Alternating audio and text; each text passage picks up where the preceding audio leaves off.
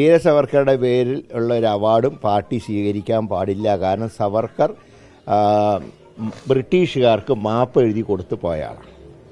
അങ്ങനെയുള്ള ഒരു വ്യക്തിയുടെ പേരിൽ ഒരു കോൺഗ്രസ്സുകാരനും അവാർഡ് വാങ്ങാൻ പാടില്ല.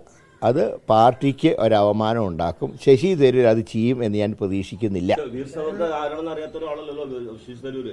ഞാൻ പറയാം, സവർക്കറുടെ പേരിലുള്ള ഒരു അവാർഡും ഒരു കോൺഗ്രസ്സുകാരനും സ്വീകരിക്കാൻ പാടില്ല എന്നാണ് എൻ്റെ അഭിപ്രായം.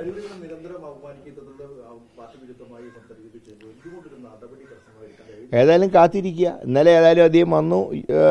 UDF തന്നെയാണ് അദ്ദേഹം വോട്ട് ചെയ്തിട്ടുള്ള. കാരണം UDF സ്ഥാനാർത്ഥിയുടെയൊക്കെ സാന്നിധ്യം ഉണ്ടായിരുന്നല്ലോ ഇന്നലെ. അപ്പോൾ ഏതായാലും ഇന്നലെ അദ്ദേഹം വന്നു.